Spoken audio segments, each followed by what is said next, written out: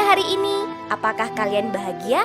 Yuk biar moodnya makin baik, kita dengerin cerita film dari aku lagi ya. Kali ini aku mau menceritakan sebuah film dengan judul My Tutor Friend yang rilis pada tahun 2003. Daripada penasaran, langsung aja kita melebur ke alurnya. Di awal cerita, kita diperlihatkan adegan siswa pindahan sedang dibully oleh para siswa senior. Siswa pindahan itu bernama Kim Ji-hoon. Ia tampak santai saat para berandalan akan menghajarnya. Ketua berandalan itu bernama Lee Jong-so. Lalu terjadilah perkelahian antara Ji-hoon dan Jong-so. Bahkan Jong-so dibuat tidak berdaya saat menghadapi Ji-hoon. Tentu saja sikapnya itu mencuri perhatian siswi perempuan yang sedang berada di ruangan itu. Sedangkan di sisi lain, terlihat seorang guru les wanita bernama Choi Suwan sedang merasa kesal karena mendapat dua murid laki-laki yang nakal dan suka melakukan tindakan cabul. Setelah kejadian itu, Suwan pulang ke rumah dan memutuskan untuk berhenti menjadi guru private. Namun ibunya menolak dan mengatakan setelah ayahnya berhenti bekerja, ia harus bekerja keras banting tulang menghidupi keluarga. Sudah sepantasnya Suwon sebagai anak tertua membantu mencari nafkah buat keluarga. Ibunya juga mencarikan pekerjaan tambahan untuk Suwan. Ia memperkenalkan dengan teman ibunya yang kaya dan memintanya menjadi guru private untuk anaknya yang SMA. Karena gajinya dapat menutupi biaya satu semester, ia segera datang ke rumah yang dimaksud dan menemui teman ibunya itu. Hari itu, ia berkenalan dengan beberapa anggota keluarga. Suwon diminta segera masuk ke kamar Ji-hoon, yaitu siswa yang akan menjadi muridnya. Sesampainya di kamar Ji-hoon, ia tidak menemukan Ji-hoon. Rupanya ia belum pulang dari sekolah.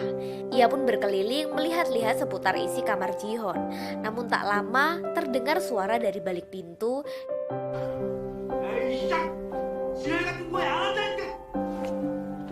Dan ternyata Ji-hoon yang memasuki kamar.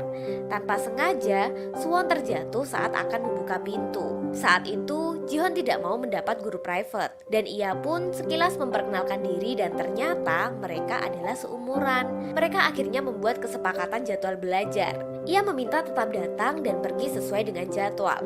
Namun, Ji-hoon tidak menjamin dirinya akan datang atau tidak. Saat itu, Suwon tidak mempermasalahkan hal itu selama ia mendapatkan gaji. Dan di hari pertama ia mengajar Ji-hoon, berhasil membuat Suwon kesal dan marah. Ia pun mengadukan hal itu kepada ibunya, namun ibunya mengatakan itulah gunanya dirimu. Tentu saja Suwon pun tetap berangkat mengajar. 한다고 하면 될 거 아니야. Di hari kedua ia mengajar Suwon, ia mulai memberikan mata pelajaran bahasa Inggris. Tapi lagi-lagi Ji-hoon kembali membuat Suwon kesal. Karena merasa bosan, Ji-hoon pun memutuskan untuk keluar. Namun saat ia akan keluar, ia bertemu dengan ayahnya. Ia pun membuat alasan akan pergi mencari buku. Ayahnya tidak percaya begitu saja. Ayahnya meminta guru lesnya untuk makan malam bersamanya. Setelah itu ibu Ji-hoon mempersiapkan makanan. Dan sebelum mereka makan, ayah Ji-hoon memulainya dengan berdoa. Tak lama mereka pun mulai makan bersama. Suwon tampak lahap dan menyukai hidangan yang berada di depannya.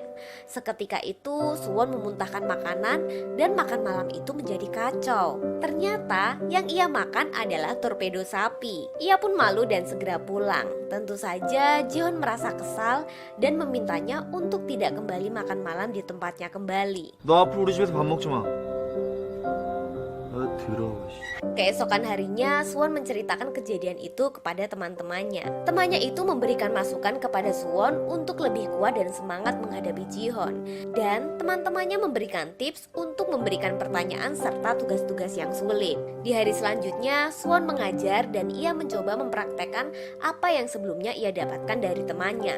Namun, hal itu tidak berpengaruh kepada Ji-hoon. Ia malah asik dengan gamenya dan melanjutkan mandi. Saat mandi itulah, teman cewek dari Ji-hoon menelepon dan dengan sengaja Suwon menjawab telepon tersebut. Teman cewek Ji-hoon tak berhentinya memaki Suwon. Dan ternyata setelah pulang dari rumah Ji-hoon, ia dihadang oleh teman cewek Ji-hoon dan ia dibuat babak belur oleh cewek berandalan itu. Setelah kejadian itu, Suwon ingin balas dendam dengan Ji-hoon. Saat itu ia kembali mengajar, tapi ia tidak mendapati Ji-hoon berada di kamar. Rupanya Ji-hoon sedang karaoke bersama dengan teman laki-laki dan perempuan. kebakaran. Dan hal itu dilihat oleh Jongso. Segera ia menelepon polisi dan memberikan laporan jika ada anak di bawah umur sedang main di tempat karaoke. Polisi itu segera bertindak dan menggerebek tempat karaoke tersebut. Namun di situ tidak terlihat Jihon ditangkap polisi. Rupanya ia sudah berumur 21 tahun dan itu sudah kategori pria dewasa. Saat itu Jihon memutuskan untuk pulang dan ia mendapati Suwon masih berada di kamar dan siap mengajar. Jihon pun menyuruhnya pulang dan memberikan uang untuk naik taksi. Tentu saja hal itu membuat Suwon merasa kesal dan marah dan ia pun meluapkannya dengan memakinya dan melempar Jihon dengan buku. Bahkan ia pun menantang Jihon untuk memukulnya. 왜? 때리려고? 그래, 패라 패! Di hari selanjutnya, Suwon tetap berangkat mengajar dan mengatakan jika tidak ingin melihatnya, ia bisa memecatnya. Namun, Jihon justru berkata, biasanya para guru privat itu yang mengundurkan diri karena tidak kuat menghadapi dirinya. 나도 내가 시작한 일, 내가 먼저 관둔 적 없어. Di hari selanjutnya, Jihon nampak sudah mau mengerjakan tugas-tugas yang diberikan oleh Suwon. Namun, ia masih suka menjawab dengan seenak hatinya. Tak lama, ia mendapat telepon dari teman wanitanya jika kedua temannya itu kembali ditangkap dan dipukuli oleh kelompok Jongso. Ia pun bergegas pergi menyelamatkan kedua temannya itu. Tetapi Suwon menghalangi Jihon untuk pergi dan menarik motornya. Belum sempat pergi, ayah Jihon sudah datang dan menegur keduanya. Jihon pun menjawab ia akan mencari buku bersama dengan gurunya itu. Dan ternyata sang ayah tak mudah percaya. Ia meminta foto dari buku yang ia beli. Setibanya Jihon di sebuah gedung, rupanya kelompok Jongso membawa lebih banyak anak buah. Seketika itu, Jihon dapat mengalahkan mereka semua dan lagi-lagi Jongso kembali kalah. Suwon yang menyaksikan perkelahian itu menjadi sedikit takut dengan Jihon. Setelah menyelesaikan urusannya, Jihon buru-buru mencari buku dan pergi ke photobooth untuk mengambil gambar keduanya. Foto itu diperlihatkan kepada adik Suwon dan ternyata adiknya mengenali Jihon. Ia mengatakan jika Jihon anak yang populer di kalangan SMA karena ia jago berkelahi dan mengalahkan ketua geng sekolah lain. Suwon yang mendengar itu sedikit ketakutan saat akan pergi dan menemui Jihon di rumahnya. Setibanya di kamar Jihon, ia merasa salting dan membayangkan hal yang tidak-tidak. Sementara itu di tempat biliar, ternyata adik Jihon dipalak dan diambil semua barang-barang berharganya. Ternyata itu ulah dari Jongso dan para anak buahnya. Ia mencoba gabung dengan geng lokal di wilayah itu. Tak berselang lama, Jihon datang bersama kedua temannya dan menghajar mereka semua yang ada di situ. Ketua geng itu mengeluarkan pisau dan mencoba menikam Jihon dan ia terkena sabetan di perut dan mengeluarkan darah. Kedua temannya itu pun menyadari jika Jihon melihat darah, maka ia akan menjadi lebih ganas. Dan benar saja, ketua geng itu dihajar habis-habisan hingga tidak sadarkan diri. Kedua temannya segera melerai dan membawa pergi Jison. Setibanya Jison di rumah, ia segera meminta bantuan Suwon untuk merawat lukanya itu. Kejadian itu pun dilaporkan oleh polisi. Dengan segera, polisi mendatangi rumah Jihon dan menangkapnya. Ayah Jihon dengan cepat dapat membebaskan anaknya itu dan ayahnya segera membelikan tiket untuk Jihon dan memintanya pergi ke luar negeri. Namun ternyata hal itu ditolak Jihon dan sang ayah mengambil semua fasilitas yang ia berikan termasuk uang dan kartu kreditnya. Tentu saja Jihon memohon untuk mengembalikan. Namun ayahnya terlanjur mengambil keputusan dan setelah kejadian itu, Jihon tidak pulang ke rumah dan hal itu membuat ibunya bersedih dan menceritakan kejadian itu kepada ibu Suwon. Tanpa sengaja, Suwon mendengar curhatan dari ibu Jihon dan itu membuatnya ingin membantu mencari Jihon. Keesokan harinya, Suwon pergi ke bandara bersama temannya dan menjemput kekasih Suwon. Namun, teman yang di sampingnya mengatakan bahwa Si Kyung sudah tidak menjadi pacarnya lagi. Oke, kita kembali Jihon yang sedang terlihat bersenang-senang dengan teman-temannya. Tak berselang lama, ia pun memutuskan pulang lewat jendela. Ia pun nampak mengaktifkan kembali HP-nya dan melihat ternyata dipenuhi dengan SMS dari Suwon. Ia pun membaca satu persatu SMS itu. Kemudian Suwon menelepon keponya, dan saat ia hendak pergi ke rumah Jihon, tanpa sengaja ia mendapati Jihon yang sudah berada di kamarnya. Tak begitu lama, ibu Jihon datang ke kamar dan melihat anaknya sudah pulang. Namun, Jihon justru akan bersiap akan kabur kembali. Untungnya, Suwon berhasil menghentikannya. Keduanya segera menghadap ayah Jihon. Rupanya ayah Jihon ingin anaknya itu sekolah di luar negeri, namun Jihon tetap menolaknya. Kemudian Suwon menyela pembicaraan mereka.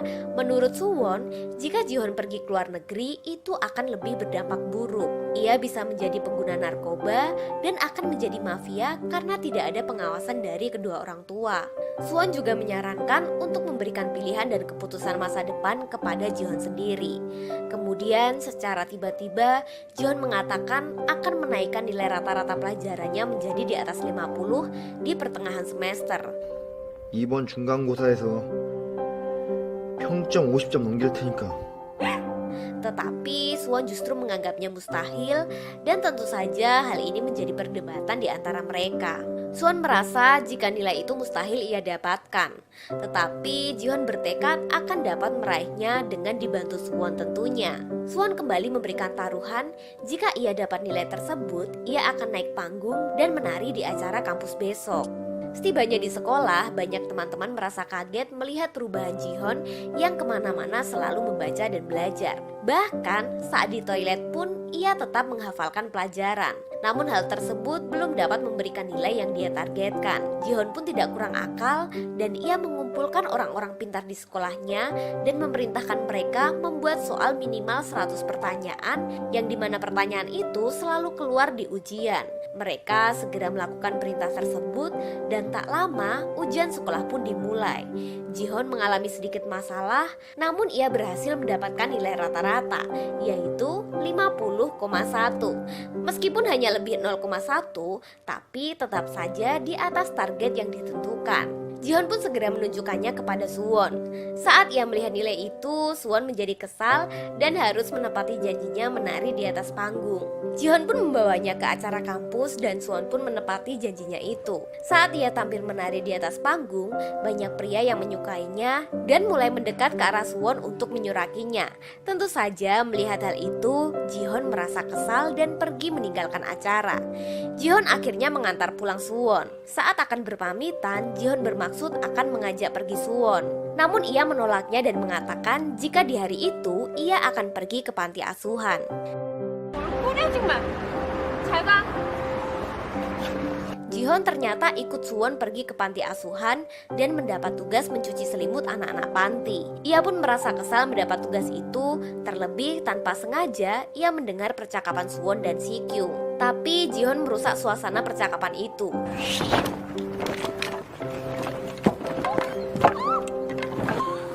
Jihon akhirnya dapat melihat kekasih Suwon itu. Selang beberapa hari, Jihon mendapatkan telepon dari Suwon. Namun saat itu Suwon dalam keadaan mabuk. Ia pun mengatakan jika dirinya ditolak oleh Si-kyung dan merasa frustasi saat itu. Namun, kini Jihon nampak terharu melihat Suwon menceritakan kisahnya dengan Si-kyung. Keesokan harinya, Jihon mendatangi Si-kyung dan memukulinya tanpa mendengar penjelasan dari dirinya. Sebenarnya, Si-kyung menolak Siwon karena ia memutuskan akan menjadi pendeta. Suwon yang mengetahui hal itu malah merasa kesal dengan tindakan Jihon. Ia pun melampiaskan kekesalannya dengan memukuli Jihon. Saat itu, Jihon mengajak Suwon terbang untuk meluapkan emosinya. Ternyata Jihon mengajak Suwon pergi bermain para layang dan mereka tampak menikmati suasana itu. Dan tak lama Jihon mengutarakan perasaannya kepada Suwon. 한테 이런 얘기하는 거 처음인데. 야, 너 좋아하는 거 같다. Namun Suwon pura-pura tidak mendengar dan membuatnya kehilangan keseimbangan. Setelah itu, keduanya menjadi semakin dekat dan Jihon kembali pergi ke taman hiburan bersama dengan Suwon. Sebenarnya saat itu Jihon ingin memberikan Suwon hadiah perpisahan, mengingat hari itu adalah hari terakhir Suwon menjadi guru private buat Jihon. Namun karena Jihon orangnya kaku, ia tidak dapat mengungkapkan kata-kata yang romantis dan malah membuang hadiah tersebut. Suwon pun memutuskan untuk mengambil hadiah tersebut. Hari itu Suwon mendapat tugas dari ibunya untuk mengantar pesanan ayam goreng. Namun di tengah perjalanan, ia dicegat oleh musuh bebuyutannya Jungso dan gerombolannya. Ia bermaksud menyandera Suwon dan memancing Jihon datang menemui mereka. Tetapi Suwon dapat lolos dari Jungso dan gerombolannya. Tak lama, Suwon menuju tempat tujuan pesanannya. Dan ternyata itu adalah teman wanita Jihon dan geng wanitanya. Ia pun melampiaskan kemarahannya kepada Suwon dan menghajarnya beramai-ramai. Dan tak lama, Jungso yang mengejarnya menghentikan aksi dari geng wanita itu. Jihon pun akhirnya datang dan meminta menghentikan mereka. Dari arah belakang juga terlihat ketua geng yang dulu sempat dihajarnya. Kali ini ia membawa teman-teman dan bos gangster yang lebih jago berkelahi. Jihon dan Suwon sempat melarikan diri, namun ia dapat terkejar dan terjadilah perkelahian di antara mereka. Di tengah perkelahian itu, teman wanitanya mengungkapkan rasa suka kepada Jihon. Namun ia menolaknya dan lebih memilih Suwon sebagai kekasihnya. Dan kini, tiba saatnya Jihon melawan bos gangster tersebut. Namun terlihat, Jihon kewalahan menghadapinya. Ia pun dihajar habis-habisan. Kemudian, Suwon yang melihat itu berusaha menolong Jihon dan menendang tepat di bagian terlarang dari bos itu. Sehingga membuat bos itu terjatuh menahan rasa sakit. Kemudian, Jihon dan Suwon dapat melarikan diri dan pergi dari kejaran gangster itu. Di akhir cerita, akhirnya keduanya pun memulai hubungan yang baru dan hidup bahagia tentunya. Dan film pun tamat.